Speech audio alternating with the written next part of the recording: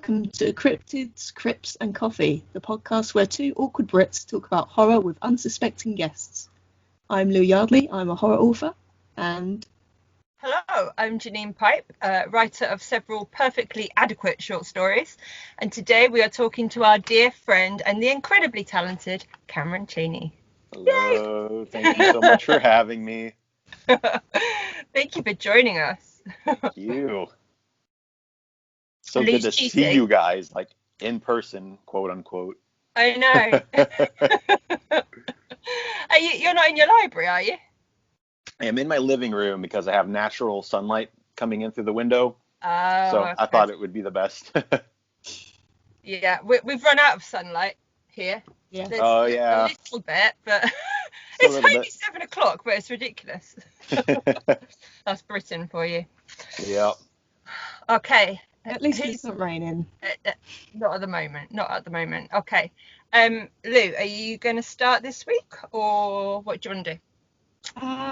Start with a nice, easy one. Yeah. What got you into horror? Oh, well, I think like most kids who grew up in the 90s, it was Goosebumps and Are You Afraid of the Dark? I used to read the Goosebump books when I was little. I would get them from the library all the time. They were huge at my school. You know, the average 90s kid thing. Are You Afraid of the Dark was my show. I'd get home from school and watch that. So many memories surrounding that. And of course, I was always a weird kid. I loved Halloween. I loved monsters. I loved all that stuff. Jurassic Park. I was obsessed with dinosaurs. And then that just grew as I got to become an adult and started reading more adult horror fiction and watching more horror films. You just made me think of another question. What's your favourite dinosaur? Raptor. I love Good raptors. choice. They're just so scary. So that kitchen scene in Jurassic Park always scared the crap out of me, but I couldn't stop watching it anyway. I had to keep watching.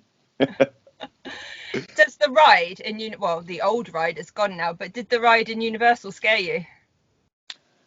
Well, when I went on it, it was only a couple of years ago, and I thought it was really cute until I got to the waterfall, and I didn't realize the drop was as big as it was. Oh.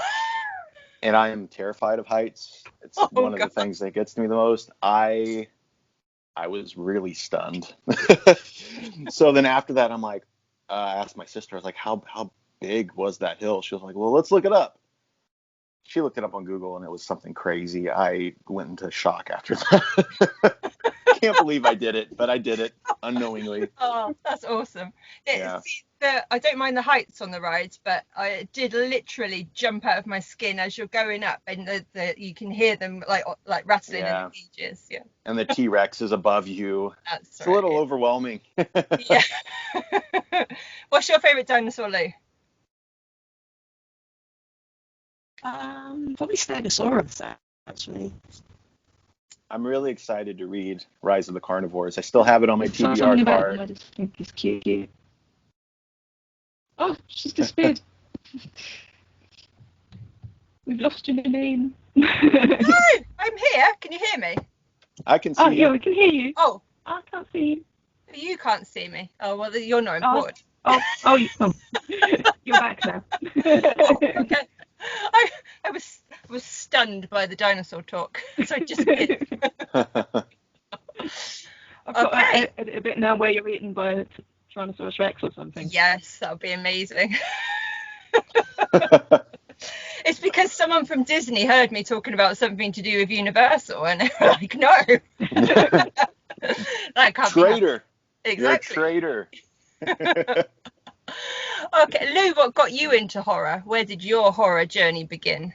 I'm the oldest here again. It's not fair. Not a cat.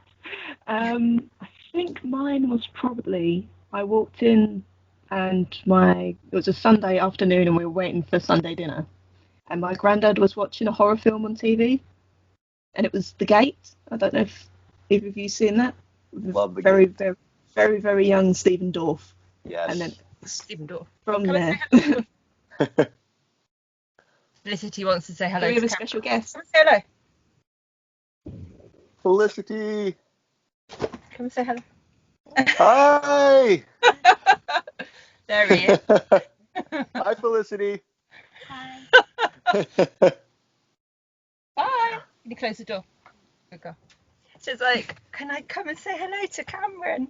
Yes, of course. So cute. Sorry, Lou. The Aw. gate. Yeah. Yeah, I think the Gate was probably my first like entrance into horror. I was quite young and it scared me a little bit, and I realised that I quite liked being scared. How old were you? So maybe 10 or 11, something like that. It's a good age for that movie. You could say The Gate was your gateway into horror. That's cool. There we go. Very good. Mm. Yeah, that's a great movie. I actually got to see that at a midnight showing once a couple of years ago. Some little old theater close to where I live. It was pretty cool getting to see it with a full audience. Oh, nice. Yeah. Hmm. What was your first horror book, Lou? Can't remember the title, but I used to be into the point horror books. Yes. Yay. I never really got into Goosebumps, but I was into point horror. I think there was there the Beach House, something like that? Yes. Beach House. Yes. Really good one. My favorite was The Babysitter. That was always my favorite. Definitely. Yeah. We didn't really have Goosebumps over here. No, I don't remember ever seeing them. No. Aw, And we were a bit that's sad. older as well, so maybe by Yeah. the time they became a thing, we were probably a bit too old for them. Well, Yeah. not that you're ever too old for them because we read them now, but Right. yeah, it wasn't something that you would have found in our libraries when we were kids. Unfortunately, we missed out on that. Yeah. So my first horror book was Salem's Lot, and I was 9. Wow. So I probably didn't actually Right in the deep end. understand. I probably didn't understand a whole lot of it, but yeah, that was the first. My dad had a anthology that had Salem's Lot, Rosemary's Baby, and The Omen in, and so Wow. at about 9 or 10, I read all 3, and I was like, "Oh, I like this." Does your dad still have that book? No, which is really a shame because that would have been amazing to actually have the book that got me into it all. Yeah. Right. The first film I remember being scared of was Ghostbusters. Cute. The scene in the library when there's the little old lady and then rah! Yes, and I was probably about 6. That's the first film I can remember that really scared me. It does have its moments. At about 9 or 10, I watched Fright Night, and again, that I can remember that being a really big, oh, okay, this is what horror's all about. I love Fright Night. Yay! So again, at 9 or 10, I'm not sure that I probably understood it completely, and I can remember distinctly lying in bed and hearing like a tap on the window and being like, "No, don't let them in." But yeah, that was it. From then, it's always been like that love-hate relationship between wanting to be scared and, oh, I'm not sure if I can watch this, and that kind of thing. So that's what got me. Watching it through your fingers like that. Yeah, definitely. Although not a lot. The first movie that ever really scared me, I was 3-4 years old. Return to Oz. Scared me to death. Yes. But I was riveted. Like Yeah. we had taped it off of TV, so I remember the VHS tape. It had like a blue label on the spine. It just said "Return to Oz" written in my dad's handwriting, and I would put that on all the time. And as soon as it got to the head scene where she's screaming "Dorothy Gale," I would start crying. Yeah. And my dad would have to come in and take the tape out, and then the next day I'd rewind it, start it over again. The next day he'd come to the same place, take the tape out, till he finally threw it in the trash. Oh, it's a I remember. Have you ever seen the end of the film? Oh yes, I watch it every year now. I love that Disney Plus has it now. I can watch it whenever I want, which is also terrifying. The end of the movie is a nightmare. Yeah. With all the claymation and stuff with the Gnome King, but yeah, love that movie. Another film that scared the life out of me as a kid was The Black Cauldron. Yes. Yeah, that's got its moments too. Yeah, definitely. All those And it's old like, Disney movies, like what were they thinking? definitely, yeah. And I can remember that one. We were at the movies, and I can remember because going to the cinema would have been a really big thing back then. So there's no way we could have left. But I can remember again being about 5 or 6 and literally like cuddling into my mum, being like, "No!" Oh, That's great. they wonder why we're like we are now. Oh yeah, I know. It's movies like that made us. Definitely. Yeah. Okay, Lou, what's next on our agenda? Because we're so professional. Yes. Let me just consult my notepad. Okay, yes. What made you want to be a writer? So I've had the pleasure of reading some of your stuff. Oh, thank you. I'm about halfway through Ocean Crow. Oh, that's great. Thank you so much for reading. I appreciate it. Hey, you got it. Actually, I have one here myself. I thought just in case. Yay! I'm gonna answer with the same thing that I answered last time for the horror question. Goosebumps.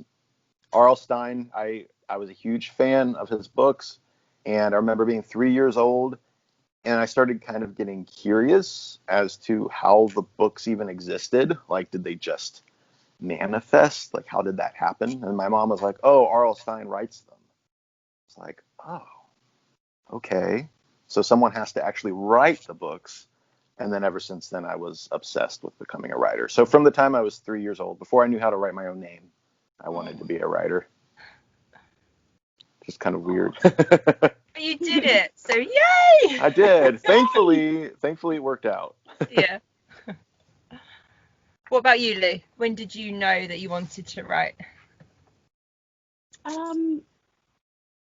It hasn't like always been my big ambition to write books. It just sort of happened. I've like always written little stories that I've never intended to share with anyone. But then a few years ago, I just finished a degree in computing IT and design, and then I realised I had a load of free time, and I found out about this thing called NaNoWriMo, which is National Novel Writing Month. Mm-hmm. I thought I'd give it a go, and I did, and then I just haven't stopped. That's amazing. I know NaNoWriMo can break some people, so I'm glad that you survived it. I use it every year now just to get 50,000 word stuff. It's fantastic. Wow. You're like a writing machine, Lou. Yeah. You are. It's all the study. Every time I look at your account, I'm like, oh my gosh, she has another new book out, and I've only written one. Yep, I know. She's crazy. That's amazing. I'm hoping to get another 2 out by the end of the year. That's incredible. Oh my goodness. It's incredibly inspiring. Mm. Like I agonize over writing, and I wish I could just get them out, get the books out, but it can be hard. Yeah. It's because you're a perfectionist. Yeah. I guess. I don't know. I keep looking back at what I've already written, and I need to break that. That's a cycle that I really. Get to the end and then... Yeah, I've been trying. I try to force myself, like, no, don't keep going back and trying to perfect the first chapter. Just keep writing. No, write it.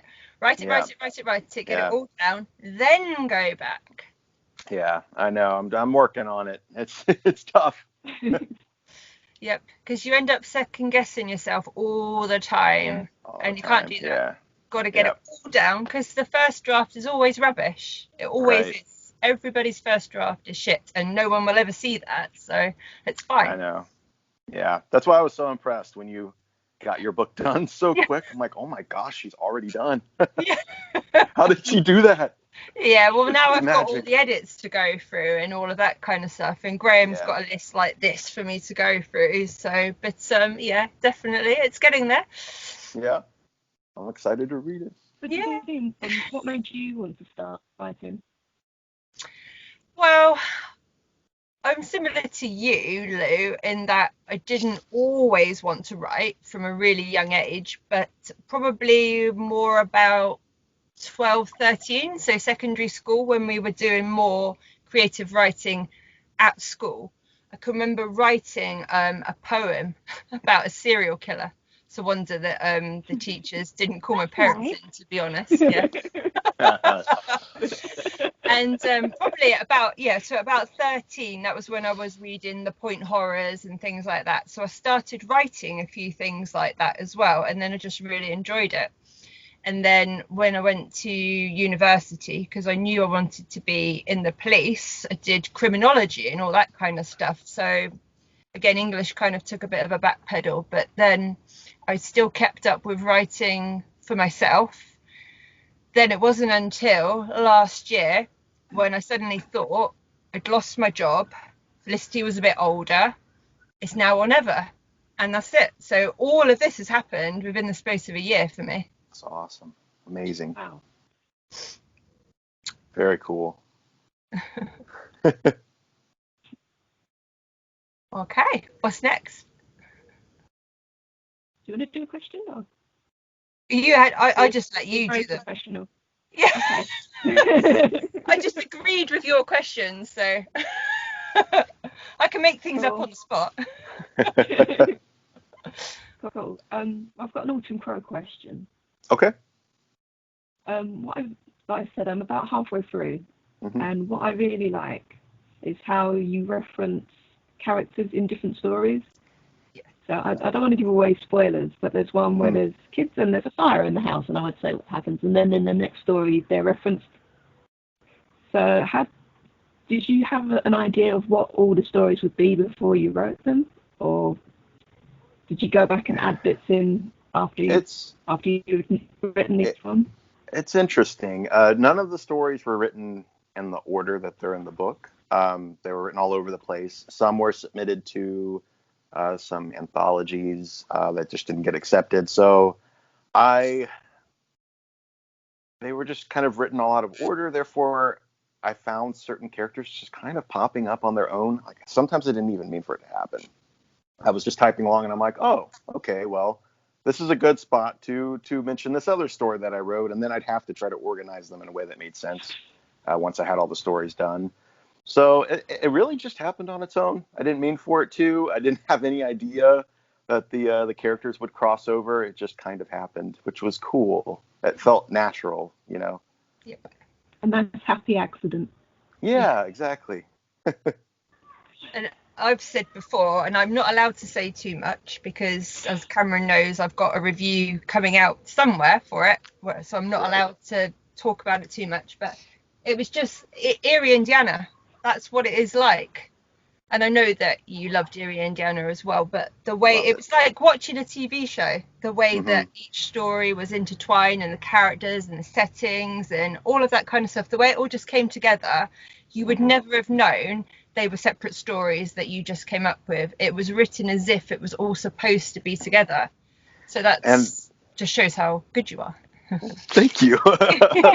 I kind of wanted it to feel episodic in a way. Yeah, each story is different, but I wanted it to feel like you're watching like a Hulu anthology show or something, and you see certain characters crossing over. Also, like Trick or Treat, which is one of my favorite movies. Yeah. I watch it every year. In fact, I've already watched it for Halloween, and I'll probably watch it again this year. Yay. I adore that movie. I love that film. It's so perfect. It is just a flawless movie. And I would actually, as I was writing, I'd put on my vinyl record of the Trick or Treat soundtrack, and I would just write to that. And it would just, it was like magic was happening. It was all coming together. That was the secret. Like I was struggling to write the book until I got that record out. And I was like, that was the missing piece was Trick or Treat. So thank you, Michael Dougherty, the director, for putting together such an amazing movie. It inspired me a lot. But I liked how the characters kind of intertwined, and it didn't feel like an anthology movie. It actually felt like one consistent film. Yep. So I wanted it to feel kind of like that, just a little bit more episodic. And also, in Trick or Treat, Sam is adorable. Excuse me? Is it Sam, the little guy? He's adorable. Oh, yes, Sam. He's so cute. Cutest little villain ever. Yeah. Villains can be like cute. Halloween.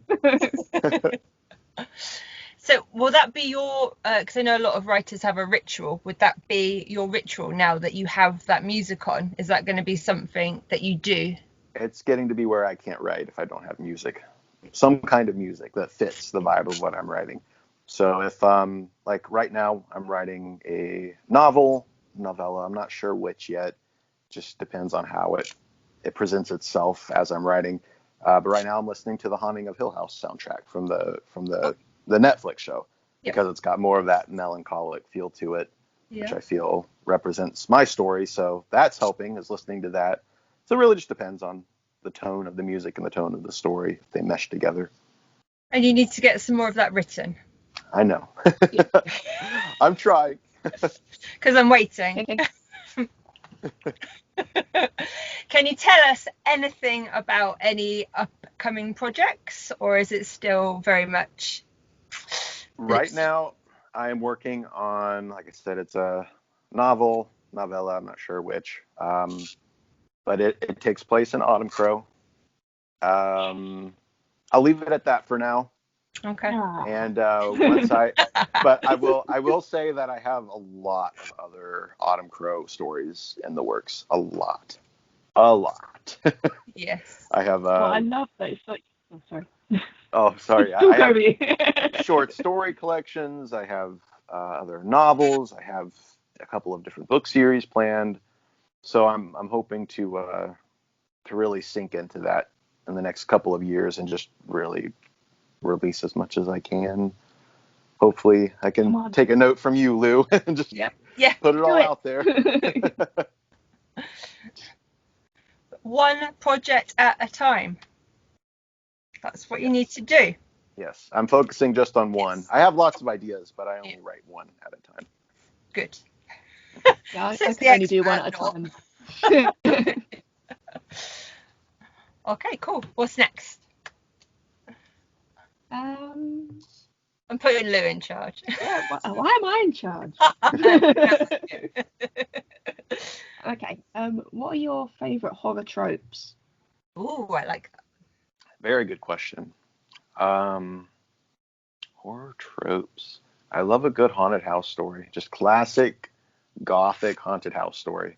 That's my favorite. That's my go-to. In fact, I've been wanting to read some of Darcy Coates' books lately. I don't know if you know her. Yes. She writes a lot of just your standard gothic ghost story books, and they're so cozy looking, and I just want to devour each and every single one of those. So that's one of my favorites. I love coming of age stories. I wouldn't say that was so much of a trope before, but I think over time it's kind of become a horror trope. But I love it. You can do a lot with it. I would say those are my top two. What are your least favorite horror tropes? Good question. I love all horror is the thing. I guess, I mean, it doesn't really apply to books, but just cheap jump scares, it was the cat jumping out of the cupboard. That just makes me roll my eyes. If a jump scare is done right, then I appreciate it. But that applies more to movies. I don't know. I think zombies. Apocalyptic horror, I'm not a big fan of. I just feel that they can become very repetitious. I don't like following a big group of survivors going through the same things each and every time. That's just me. I think I've just kind of gotten tired of zombies. That's probably my number one least favorite. Do you not like The Living Dead and that kind of stuff? Night of the Living Dead, the original movie, is one of my favorites. I'll watch the originals over and over. I'll watch Dawn of the Dead, Day of the Dead, all of the Romero films. I love the classics. The Walking Dead, I was a big fan of for about 5 seasons, and then I kind of got bored, I guess. Yeah. Same. I think all of the actors got bored too. That's why they're all leaving. Yeah, I know. Yeah, I'm the same with The Walking Dead. I've got quite a lot of the comic books. Absolutely loved it to a point, and then it was a bit like, how long are we going to do the same thing? It's too long. There needs to be an ending in sight. Yeah. What about you guys? Least favorite? Would you want me to go? Least favourite, that probably this applies to horror films again. But when the main girl is running away from the serial killer and she's trying to run, and he's just walking really slowly behind her, and he can still catch up. Right. and she trips over. But then again, I hate it because if it was real life, I would trip up when trying to run away from the serial killer. Right. Back on your face, yeah. That'd be me every time, yeah. That's funny. Yeah, I've had that happen in dreams before, where I'm running away from a killer and I fall down. I'm like, this is like in one of those movies. I would never do that. Do you shout at movies? Do you find yourself going, why are you going there? You should not go there. Have you never seen a horror movie?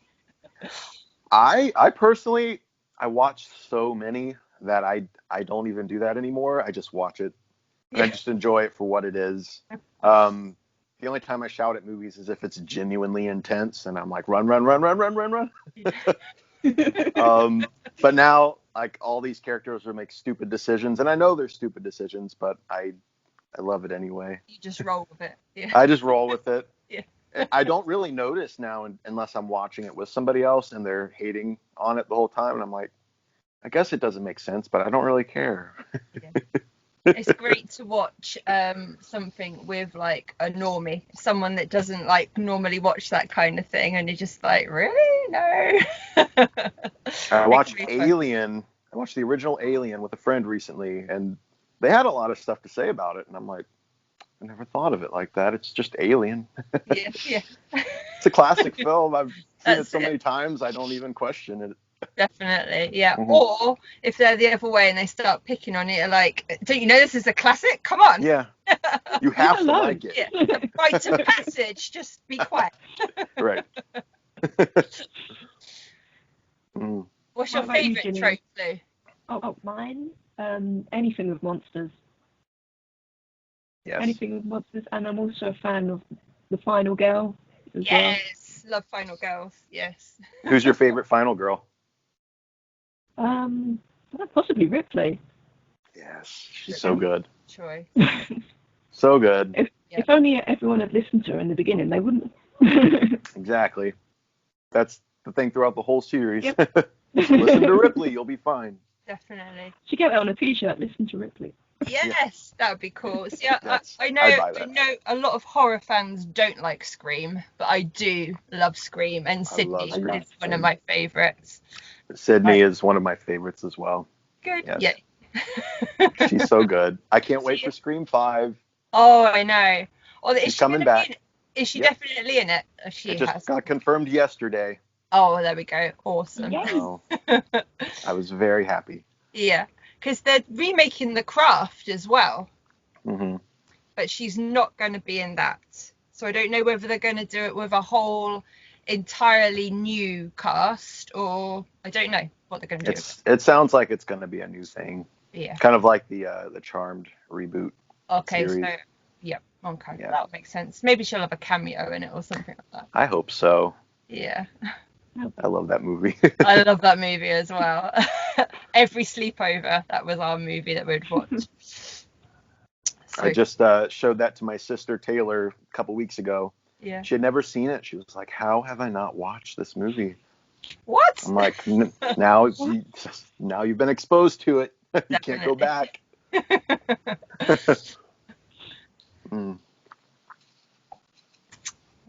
Okay. Anything else?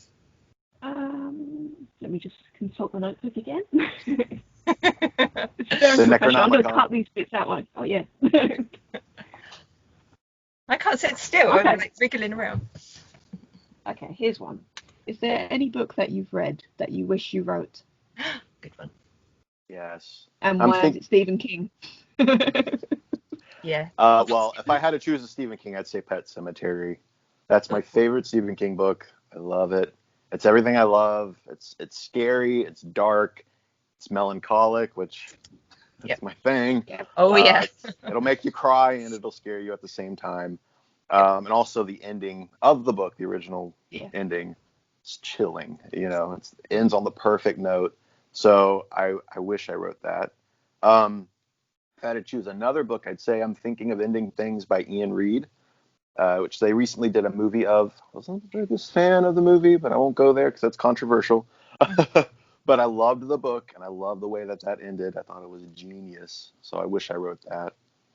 Oh, okay. See, have you read that, Lou? Because I No. haven't. I know there's been a lot of hoo-ha about it at the moment, and a lot of people are saying, the movie is, don't even bother because the book is so good. But The book I've is not read brilliant. it. Yeah. Okay. Might have to find that one. The movie was good up Mm. to like the last 15 minutes, and then they just totally diverged from the book and went somewhere else with it. And that's what I wanted to see, was the ending Oh, okay. represented on screen. That was what I was most excited about. Oh, Yeah, rubbish. that's okay. Yeah. Still a little salty about that one, but Yeah. it's okay. Yeah. Have you got something you wish you'd written then, Lou? Yeah, pretty much any Stephen King. Also, I really like the Necroscope books by Brian Lumley. Don't know if you've read those. Oh, I've not read them, but I've seen them You around. should. I have a couple of his books on my shelf, but I don't think I have those ones. His vampires are the best vampires. Oh, cool. I need to check it out. What about you, Janine? Okay, so my favourite Stephen King is Desperation, which not a lot of people choose for their favourites, actually, and Salem's Lot. They're my two favourites. But if it wasn't a King book, probably one of Glenn's books, actually. Blood and Rain. Either Blood and Rain or Until Summer Comes Around, because of the 80s references and all that. Fantastic book. Yep, definitely. So yeah, Until Summer Comes Around is going to be the book I wish I'd written. Although I'm glad I didn't, because Glenn did. Right. And Glenn's awesome.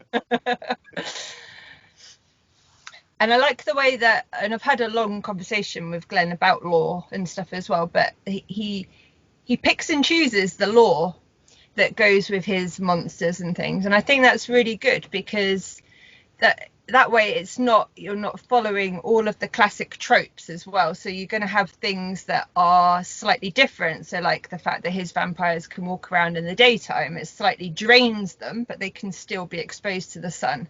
Because why, if these creatures aren't real, then we don't need to stick to, like, if somebody says this is what happens with vampires, you should be able to change stuff up all the time. And that's cool. Vampires aren't real? Sorry. Well, I thought werewolves weren't real either, but I got attacked by one last week. So. You did, yes, exactly. You never know. That's it, yeah. Well, we never know. I hope they're not real. Let's put it that way. Well, I did have garlic bread for tea, so I should So be. did I. Have you got a favourite lore, Cameron? Something that you like that you would write about? I would say, I guess, werewolves. Yeah. Werewolves. I love a good werewolf story. I love vampires too, as long as they're scary. Yes. I can't do the Don't want the sparkling sparkly ones. ones. Nah, not partial to those ones. Werewolves, though, they're badass. Oh yeah. Favorite werewolf movie? Ginger Snaps. Oh yes, love Ginger Snaps. Yeah, I could watch that every day.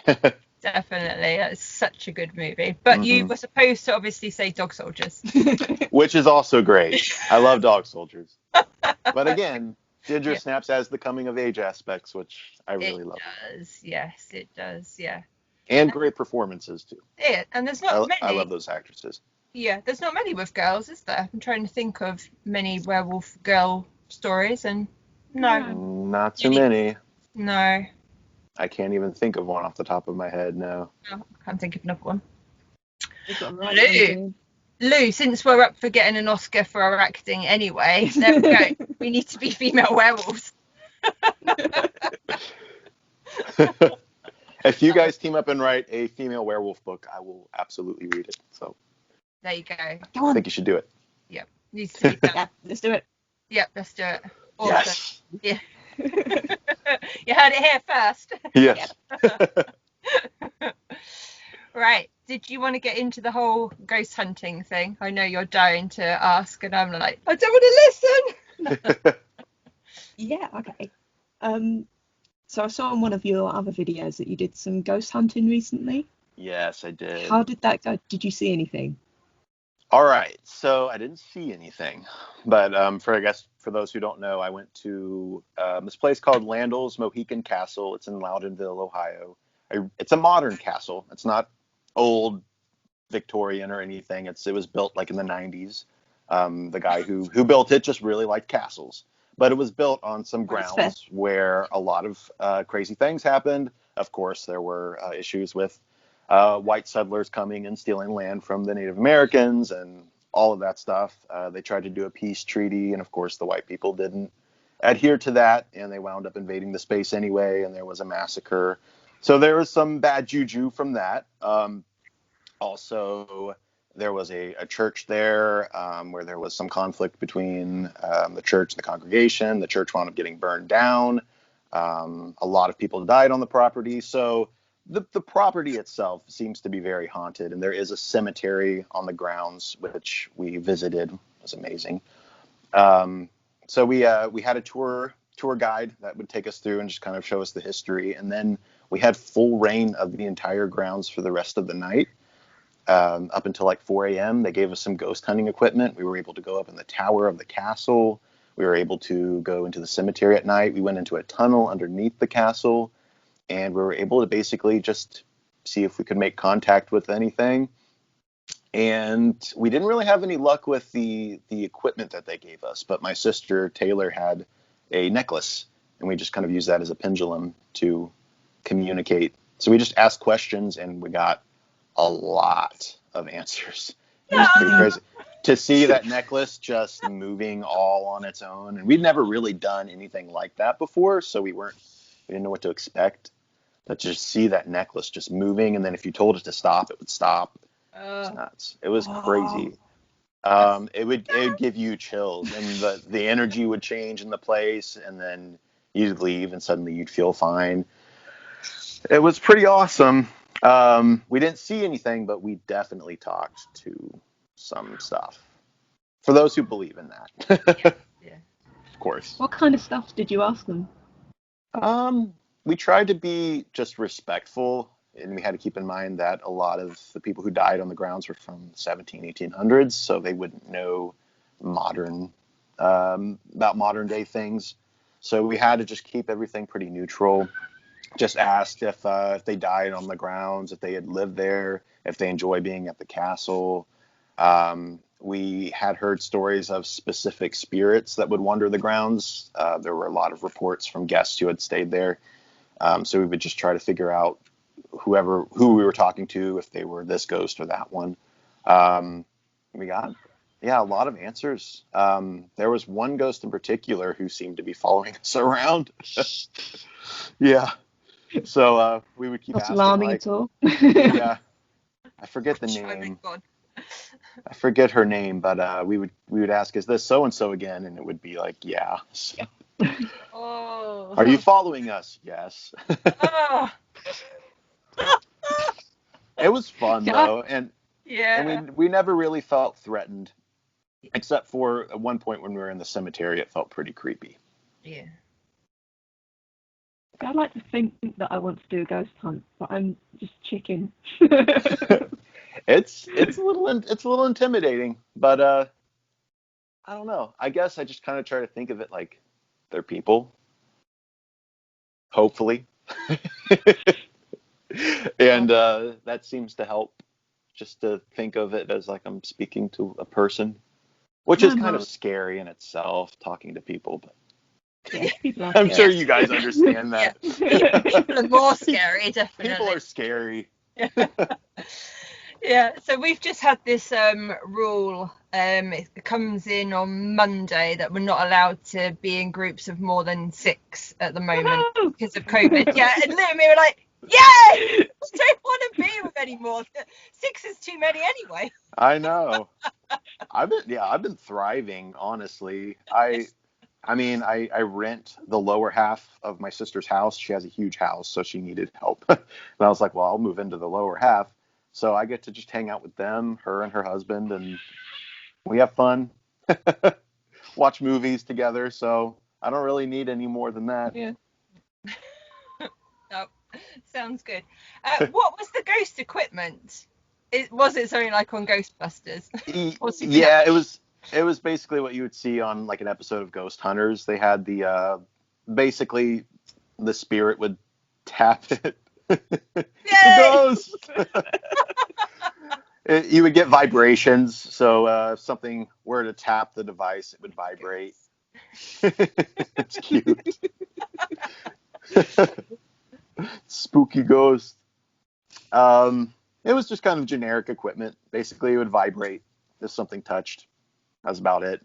I preferred the pendulum aspect. It seemed like they knew a necklace better than they would a electronic device. Which would make Which sense makes if sense. they were old. Yeah. Right. Yeah. Oh no, that makes it more frightening. One of our flashlights turned on by itself a few times. Oh no, no. We were sitting up in the tower and we were trying to communicate with whoever was there. And my sister's husband was sitting off in the corner and he had his flashlight next to him. And then suddenly it just lit up. Oh. Oh, no. He's like, guys, my flashlight just turned on by itself. Oh no, I'd have been gone. Yeah. So I have a video coming. I'm going to do a video about all of that really soon. Yeah, looking forward to I that. just have to edit through all the footage. It's a lot of footage. I can imagine. Ooh. Yeah. So was that like your first one, or have you been on others? I have been to a lot of haunted places before, but that was the first time that I'd ever really tried to make contact with something. Usually I would just go and walk around and get spooked. That was the most I'd ever done. My sister Chelsea, she's always had a tendency to move into haunted houses. So I would go and try to see On if purpose? I could. No, accident. On purpose. It became a trend. She was Was it like, listed? Yeah. she was like, oh, Cameron, I really think my new house is haunted. I was like, again? Okay. Again? Really? Are you doing Sure, this on purpose? Is it not her? Do they follow her then?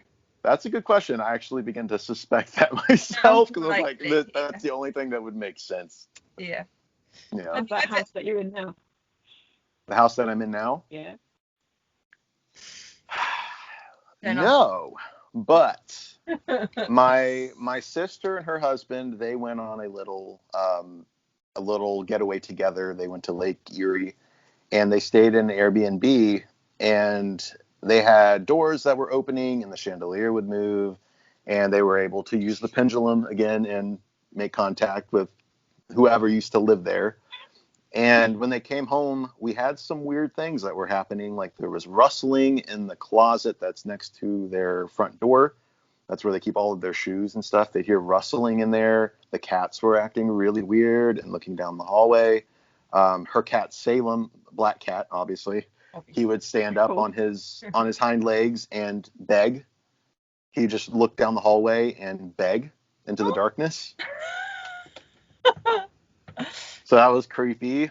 And when are you moving? well, my sister Sophia, she's very sensitive to things. She's been here multiple times and she's never felt anything before. But we invited her over and she walked in the door. And we're like, so do you feel anything? She's like, yep, I sure do. And she basically went through the house. She's like, don't tell me anything. She's like, don't tell me where the experiences have been happening. I don't want to know. I'll try to pinpoint it myself. Every single area she went to were places. She pointed out the closet there. She's like, something in the closet. And she went through the house. She was like, there's things happening in this spot. And I'm like, yeah, that's where I got touched the other day. She pointed to the kitchen island. She was like, there's something here. I was like, yeah, I heard a meow the other day, and the cats were not in the room with me. I checked. Yeah. So I just saged the house the other day, and everything's felt fine since then. So But you've we got think plenty it's of okay. material for more stories. Yeah, exactly. I was home alone all day and all night last night, and didn't feel weird. So I think we're good now. Oh, yeah. How's Sophia's arm? Doing good. She's doing really good. She still has some soreness on her, I think it's her right side, she said. Sometimes after she gets off work, she'll be really tight, like her back will be real tight, but her arm is doing fine now, fortunately. Excellent. Thank you for asking. I really appreciate that. Okay, anything else, Lou? Because I'm freaked out now. It's a good job you've got the lights on already, as you'd have to run them. Yeah, definitely. Oh, have you seen a ghost, Lou? Have you got any experience? You haven't? No, I've never seen one. I And I don't know if you, I'm happy about that or not. I know you said you've seen one, right, Janine? Yeah, twice. Oh my goodness. Actually Yeah. saw one. Well, once was actually saw, and then once was saw something happen. So in my first house that I lived in, I was about 5 or 6, and I walked into my mum and dad's bedroom, and there was a little girl in the room, but like dressed in all sort of Victorian clothing. And I just remember looking at her, and she looked at me, and that was it. And that was all that, you know. So there was no there were no feelings of evil or anything like that, you know. I don't even remember being frightened, because at that age I don't even know what I thought I was seeing, but I can remember that really clear, and my parents can remember me telling them about it. Wow. I was in the same house. I saw the ghost of one of our cats after they died, and it was up on the ceiling. I'd forgotten about that until just now, actually. Yeah, so wow. two in that house.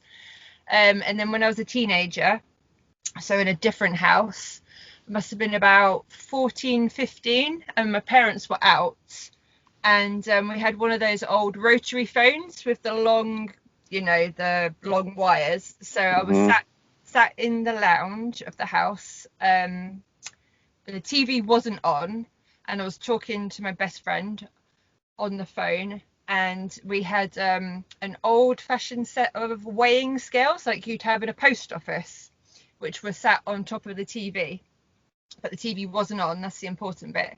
And as I was talking to my friend on the phone, and there was no one else in there, all of a sudden they just started moving up and down, and they had weights on, so it can't have been a gust of air or anything like that, because they were too heavy, and they just started moving. And my mum said she can remember like driving back home, and it looked like a theme park, because I had all the lights in the house on, and I was like, and apparently they didn't tell me beforehand, but apparently because that was my stepdad's house, we moved into it, and someone in his ex-wife's family had died in that house, and they'd worked in a post office where the weighing scales had been. So yeah. Wow. So my stepdad never felt anything in the house, but I don't think he would have. He's not susceptible to it. He doesn't believe in anything like that. So yeah. But my mum would be she'd be stood in the kitchen, and although she never saw anything, she could sense there was someone behind her, but there never was. So yeah. So that's why it frightens me. Yeah, that's why it frightens me, because I believe, because I've seen it, you know. So very spooky. Yeah. Yeah, I've never seen anything with my own eyes, but I've had a lot of experiences, more so than just the castle. Yeah. Or here. Okay. I feel a bit creeped out now. Yeah. No, yeah. They'd be like, gonna sleep with the lights on tonight. Why is it we think, oh, we'll turn the lights on, we're safe now? Yeah, I know. Well, both of my, well, no, one experience was in the daylight, and the other was at night. So, but yeah, proud of yourself now. And you guys are closer to going to bed than I am, so I've got several hours ahead of me. Yeah.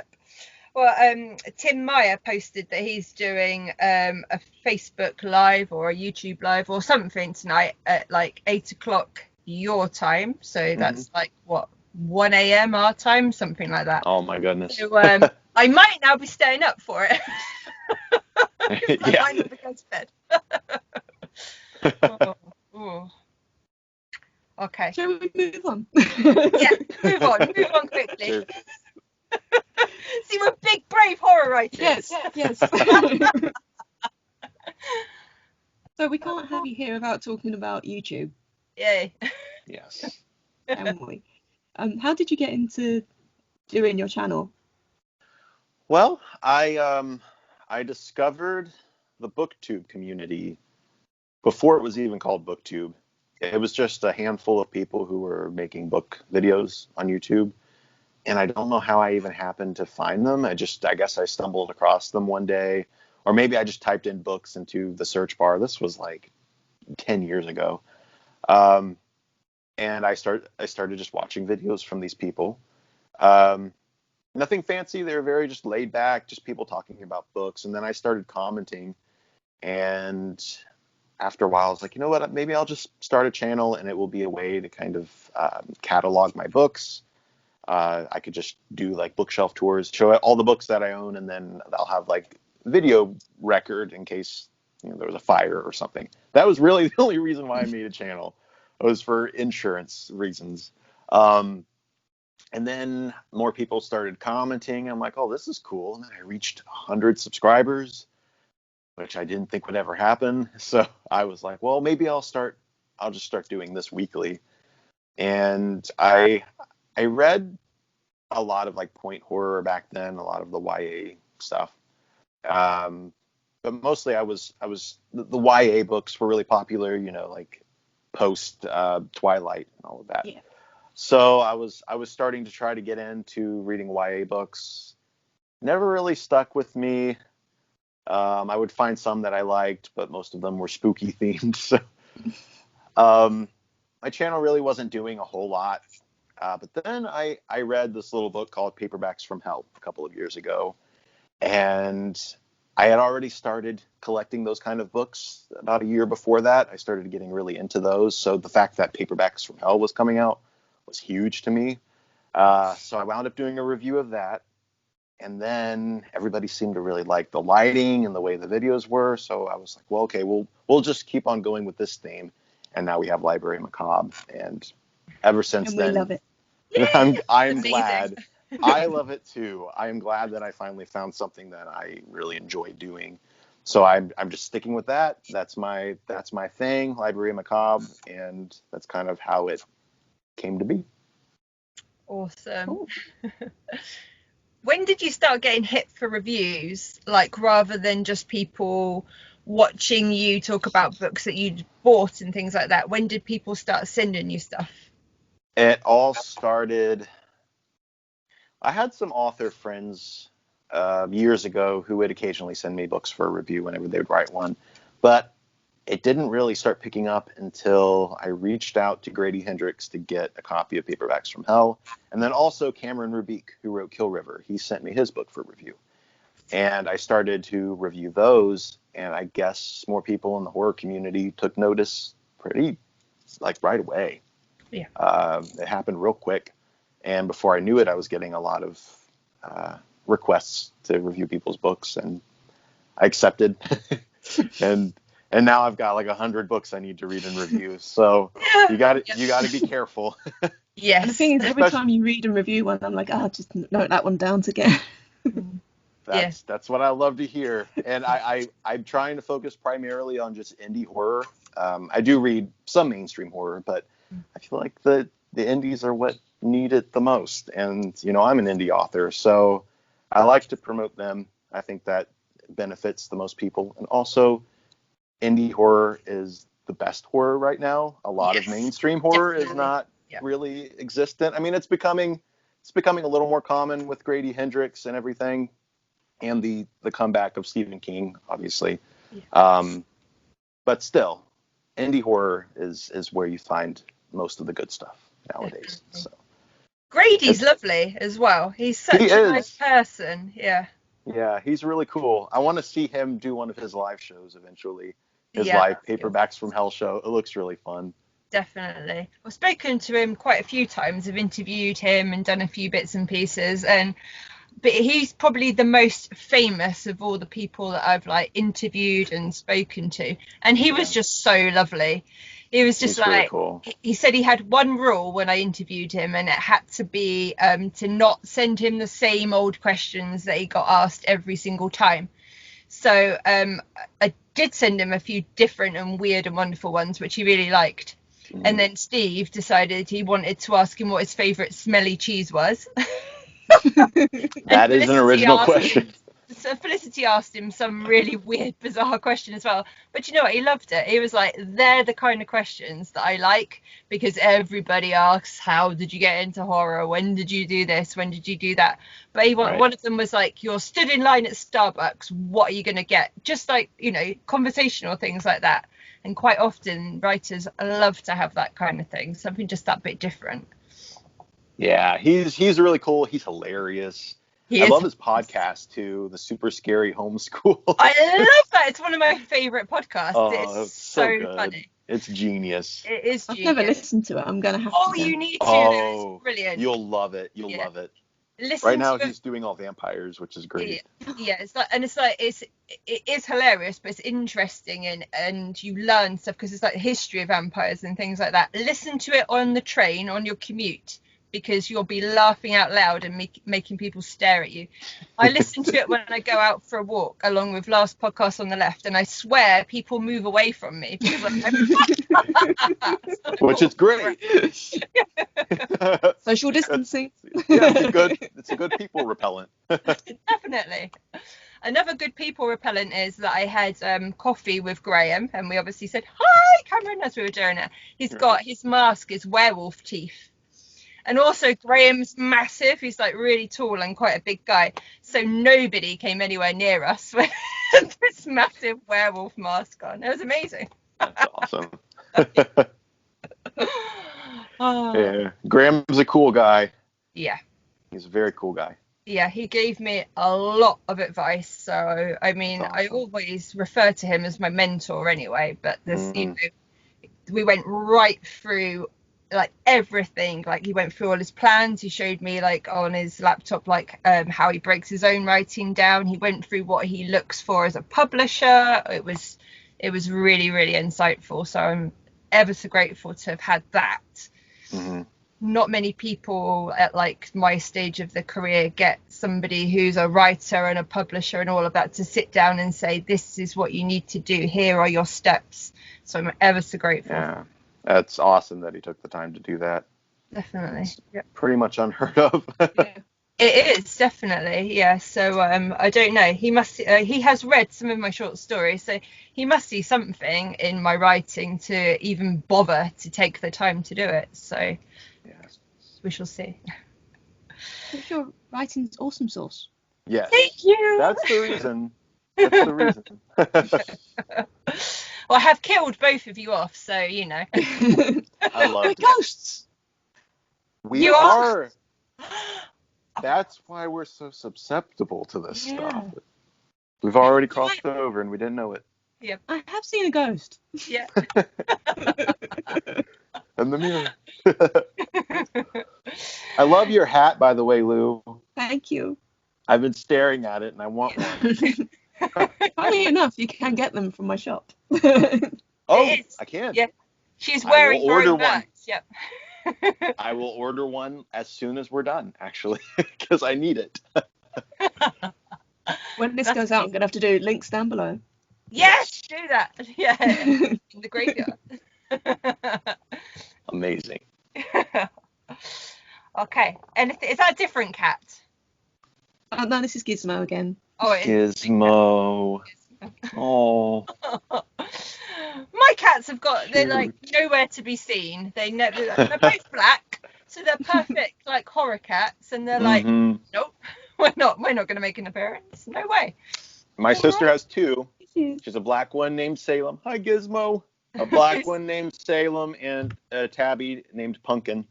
Oh. So it's Pumpkin and Salem. That's cool. Yeah. Mine are called Leonard and Craig, so they don't. We like Nice. human names for animals are hilarious. So. Yeah, we used to have a cat called Dave and a cat called Cecil. Oh, Dave is an amazing name. Dave. Oh, Dave the cat. Dave. Perfect. Have we Cute. got any more questions on our very professional? We Yes. totally planned this out before we started. Absolutely know what we're doing. Yeah. How's Tony the vampire? Yeah. He's doing okay. He worries me sometimes. He's a little quiet, and it's the Yeah. quiet ones you have to look out for.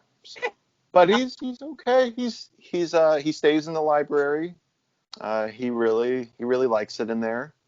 I've only woken up one time to him standing at the end of my bed, but I told him to go back to bed, and he did. So we're fine. Did he promise he won't do it again? He didn't. I'm trusting him. Hopefully I won't wake up and find him on my ceiling one of these nights. Yeah, that would be worse, definitely. Yeah. I actually have a couple more kind of like him. They're a lot taller.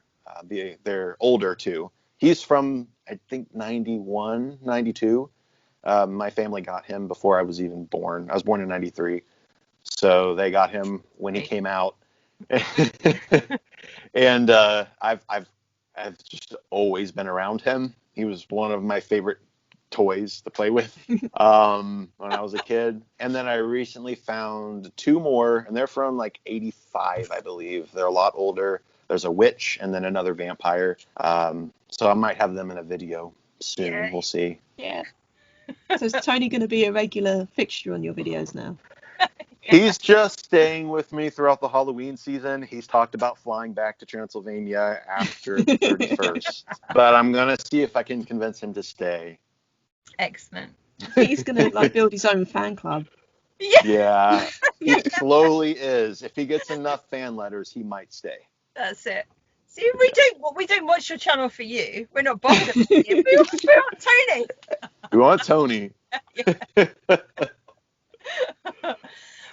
What's been your most popular video? Do you know? Do you keep kind of track on like the things that had the most hits and stuff? I'll take a peek every once in a while. The most viewed video on my channel is my very first library tour. It has, I think, over 100,000 views. Whoa. It might be approaching 200,000. I haven't looked in a while. Yeah, that one really took off. And then also my Goosebump videos, they get quite a lot. Okay. The whole series together, or? Yeah, the whole Goosebump series. Yeah. All 6 episodes. They tend to climb the numbers together. But I don't really focus on the numbers so much. I appreciate the comments more than anything. Yeah. That's what really matters. The numbers, like the number of likes that I get, I don't really pay attention. Yeah. It's hard to reply to all the comments, but I see that you do, and I'm very impressed by that. It's like a personal comment as well. Yeah. Yeah.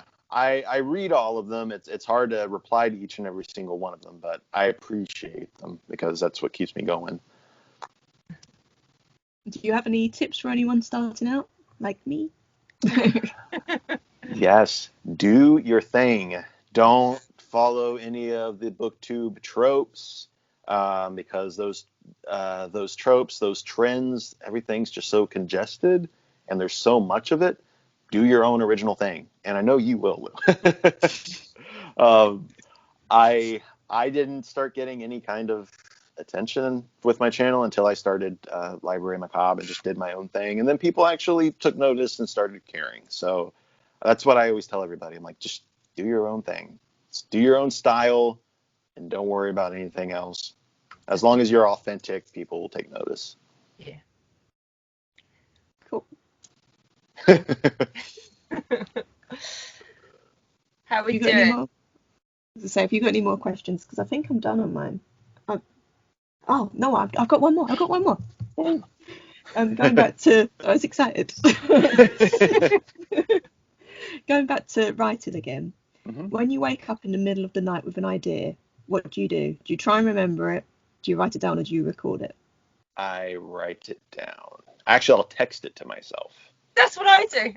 Yeah. Sometimes in the middle of the night. Yeah. Yeah. I have a notebook on my phone, but I kind of use that to keep track of my work hours. So I keep that separate, and I just text it to myself. And then I'll wake up and see what I find on my phone. It happens a lot. I have dreams, a lot of dreams. That's where a lot of my stories come from. So I'll wake up and I'm like, oh, I need to jot this down really quick. Otherwise, I will forget. And then I'll wake up in the morning and be like, I had a dream and it was awesome. And it would have made a good story, but now I can't remember it. I remember I've lost a lot of stories that way. I listened to the podcast that you did with Dustin. Is it Dustin Yes. Can Read? Yes. Yes. And it was like, every time he asked you about one of your stories, you're like, well, I had a dream about it. Yeah. Yep. Almost every story in this book right here was based off a dream. Almost everyone.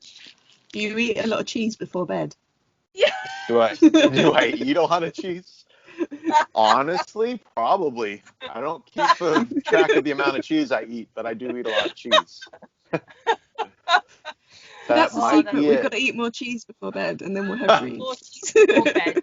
It drives you crazy. Yeah. Right. What do you do, Lou? Because I'm the same. I will text myself or sometimes Steve, and he'll wake up in the morning and he'll be like, what the? Why did you text me? It was a dream in the night. I have a notebook. A notebook. Oh, you're too professional. And then I wake up the next morning and I look at it and think, what the hell was that? Yeah. Where did that come from? Those aren't even words. Yeah, what was that? I used to have a notebook by my bed, but my handwriting is bad when I'm awake. So when I'm asleep, it's especially bad. So I didn't keep that going for very long. I was like, you know what? I prefer to type. I hate writing by hand. I hate it. I love writing by hand. I wish I did. I really wish I did, but I don't. I think it's because of my handwriting. A lot of authors have got bad handwriting. Lou, your handwriting's beautiful. I was going to say, have you seen my hand? I wrote in your book, didn't I? Yeah. In my dedicated I think you've signed books. a couple of mine too. Yeah, I did, yeah. Mm-hmm. Yeah. You've got lovely handwriting. Thank you. It's okay. Envy. I'm not saying anything about your handwriting, Cameron, I'm afraid. Yeah, that's okay. I understand. I'll be like, I have to like meditate before I sign a book. I'm like, okay, you're going to do good. You're going to sign it. It's going to be pretty. And then I sit back and look at it afterwards. I'm like, no, still not good. As long as you spell your name right, you're fine. Which Lou and I had a conversation about the other day, and we've both spelled our name wrong before. So I have to. Sometimes I'm like, if I'm signing something and I'm under pressure, people are watching me and I have to sign it, I screw up my last name. I'm like, they'll just add in some extra letters. Yeah. Lou's got no excuse.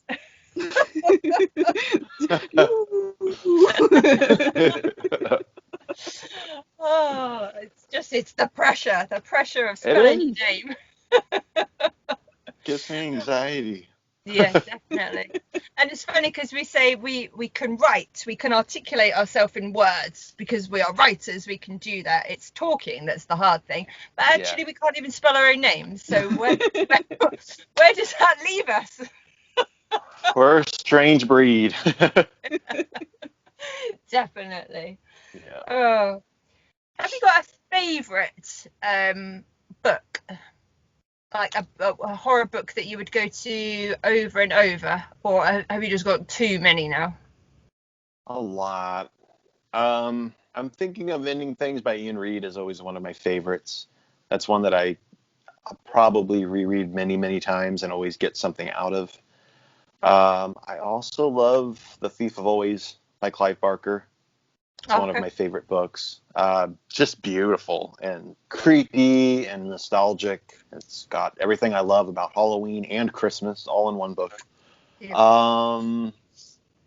See, there is another one, but I can't remember off the top of my head. I guess Goosebumps books. I'll always revisit those. Yeah. Fear Street, Point Horror. Those will always be books I go back to. Yeah, I recently reread some of my point horrors, and I was like, oh, they're just, because you can read them in like a day, in one sitting almost, because you just fly straight through them. They're And they're just so cozy. good. They are cozy, definitely. They're comfort food. I love them. Lou, if you got something you go back to time and time again? Well, Salem's Lot is one that I've read quite a few times. Yeah, that's mine. Also, Sean Hudson Slugs. I need to read that. I haven't read it yet. Part of it is it's set local to me, and there's some scenes in the civic offices in Merton where I used to work. So I was like, no, I was there. That's cool. And also, he likes the gore, the Sean Hudson. That's what I've heard. Yeah, I need to read some of his books. I have the movie on my shelf, but I've not watched it. I bought the movie thinking it would, jumpstart me to read the book soon. I just have a lot to read, but I will get to it eventually. I've got a lot to read. What you can't see behind this background is just piles of books. Love it. Yep. I think I got 4 review books just this week. It's like, oh, why do I keep saying yes? I know. It's hard to say no. I mean, most of the time authors are very understanding, especially when I'm like, listen, I have 100 books to read. They're like, oh, no, it's fine. I was like, just reach out to me in a few months, maybe more. So usually they're very understanding. Sometimes they feel hurt, and it breaks my heart because I know that they need the publicity. So it's hard to say no. And then often I'll just be like, hey, just let you know I'm not going to be able to get to it very soon because I have so much to read, but I'd still like to feature it in a book haul and do a status about it. I still do what I can to promote it until I get around to reading it. And I think that really helps because I know, like, when Graham sent you all the horrific tales stuff, he knows you're not you will read some of them when you can, but he knows you're not going to do it for a while. But it was that exposure. And that's what I keep saying to people. Duncan Swan's just sent me Monstra. And which looks really good. It looks really good. Steve's already commandeered it. He's like, I'm going to read this. It looks amazing. I said to him, I can't read it for a while. And I felt bad because obviously he sent it from America. So that's like $25 straight away on the postage. But he said, first of all, that I was the only person he was sending it to in England. So that was kind of like a good thing. And he was like, just put it on your channel.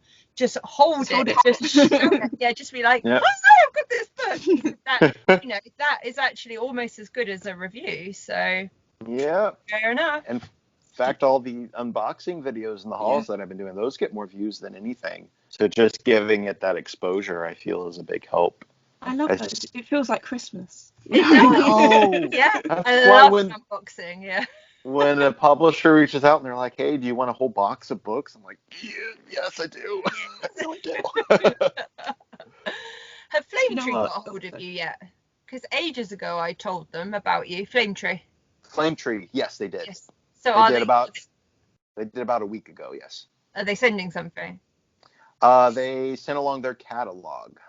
They actually sent that along because I replied to them. I'm like, yes, I'd love to be added to the list. And then I think yesterday they sent me their catalog to request any books. So I still need to take a look at that. Yeah. Yeah. Because I made sure I told Molly, who's my UK contact, and she was like, oh, Cameron, I think we might know who that is. And then when she realised how many followers she had, she was like, right. But then was it Sarah that reached out to you? I believe it was Sarah. Yes. Yeah, she's the US lady. Yeah, that's right. Okay, good. I'm glad. Well, thank you so much for letting them know about me. I appreciate it. I actually just got my big 4th of July Flame Tree order in the mail. So that was 10 books that I ordered. They're all hardcover and they're all beautiful. They are. The hardcovers are gorgeous. I think we ended up with $5. Yeah, they were £5. I think we bought 10 maybe, and they are just beautiful. So nice. Steal. Couldn't resist. Definitely. Can you remember or are you going to do a video about it? They're going to be in the next book haul that I put up. Okay. My September book haul. Okay. or Is there any August book haul. is there any Hunter Shay in there? There is. Yay! There's a couple Hunter Shay in there. Yay. We are Hunter Hellions. We love Hunter. He's so cool. Yeah. He's such a great guy. Yeah, he's cool. He is. Yeah, I And he love writes his about podcast. monsters. And Yeah. he does all the monsters. Yeah, definitely. All the especially Hunter's favourite is the creature from the Black Lagoon, and that's one of your favourites, isn't it? It's my favorite. Yeah, Yep. it's my favorite Universal monster. Yep. Love him. He's so cool. He is cool. He is. Mine's the Wolfman though. He's my favourite. I just watched that like a week ago with my sister and her husband. We like settling down and watching all the Universal monster movies. It's cozy. Yep. They are definitely cozy. Mm-hmm. Have you watched the documentary on Shudder about the 80s movies? Oh yes. Into Darkness or something like that. Yeah. Yep, I watched all 4 hours of it. 4.5 hours. Yeah. Yes. Yep, I watched the whole thing in a couple of days. Very good. Yeah, I started watching it yesterday. I think I managed the first hour and a half, but as soon as I started watching it, I thought Cameron would love this. Oh yeah. Yeah. I've been looking forward to it for a long time because they released the trailer like a year ago. Yeah. So I've been waiting for it. As soon as it was on Shudder, I watched it. Yeah, it's really fun. It is. Have you got Shudder, Lou? Yes. Oh, I got it mainly for Host. Oh, okay. Yep. I watched that on a computer. Oh, that's the way to do it. Yeah. Yeah. With earphones. To make the experience a little more realistic. Pretty unnerving. Very unnerving. Yes. Whoa, I didn't like it. Yeah, That was another one where I thinking put all in the my lights head. on after. Oh yeah. I turned off all the lights and I was thinking in my head, I'm like, I'm not part of this. No. I'm not part of this group. I am watching it, but I'm not part of it. Yeah. I don't want anything. No, that freaked me out, definitely. It was also really funny. I liked all of the actors and their little COVID jokes and where they bump elbows at the end. All this crazy stuff's happening and they're like, bump elbows. Definitely, yeah. They're good guys. The directors, Rob and Jed, they're really nice as well. Yeah. Yeah, they followed me on Twitter and it was cool. I geeked out a little bit. Yeah. Yeah, I've interviewed them, so yay! They were nice. Yeah. They were really nice guys. That's awesome. Okay. Are we done with all of our questions and things? Yeah, I'm out. It's been over an hour again. We're on an hour 23. That's just crazy. Wow. I don't feel like it's been that long. No, I know. Well, thank you guys so much for having me. This was really fun. Hopefully someday I'll get to talk to you guys in person. That'd be amazing. In person. In person. Yes. Although we're not coming to your house now. No. Oh, no, you changed it, so it's okay. I think we're clean. This house is clean. Oh, it's a ghost. Okay, do you want to plug anything or say anything before you go? Sure. You can find my book, Autumn Crow, which is right here. It's on sale right now on Amazon. The paperback's only $9.99, so it's pretty cheap. You can also find my story At the End of the Rope, which is going to be published in Local Haunts, which is a booktube anthology. Yep. That is coming out on October 1st. So all proceeds go to charity. So it's not only will you be getting a nice book, but you're also, giving to a good cause. I've got it pre-ordered. And then also, yes, pre-order your Kindle copy, and then the paperback is coming out October 1st, which sadly you can't pre-order just because Amazon. It's just the way they work. Also, I host Library Macabre on YouTube, so you can find me over there. Post videos every week. Yay! That's all I got. That's good enough. Okay, shall we wrap it up then? Yeah. Yep. Okay. Have you got anything that? Oh, do you want to say anything about Banished, Lou? Not yet, but I will be announcing some fun things very, very soon. Okay. Awesome. You writing machine. Yes. Oh, I've got 2 words. Pre-order giveaway. That's what I will be announcing soon. Yay! And there's a very, Nice. very cool character in it. Yes. Yes. Called Janine Pipe. That is so cool. And obviously nothing weird happens to her. No, obviously, nothing at all. Something very weird happens to my Cameron, though, in my story, so sorry. I'm so excited. I'm so excited to read it. But it's fine, because you're in the whole... I've mapped out a series now, and you're in all of them. That is crazy. I didn't know that. How many? As many as I can write. There's going to be prequels and sequels and spin-offs and everything. Yeah. That's I love a series. awesome. Yeah. So That's so exciting. It was amazing to finally see you. Yeah. Yeah, you guys too. It was so great to be on. I appreciate it. Had a lot of fun. And I like the casual chat. Yes. I really like that. That's all it will ever be with us. We're just casual. No professionalism whatsoever. We are That's just okay. casual. Yeah. At least we did an intro this time. We did. And you didn't disappear. We both survived this time. Okay, well, enjoy the rest of your day, Cam. You too. Enjoy the rest of your night. Don't have nightmares. Yeah. Yeah. Okay, bye. Bye. Thank you.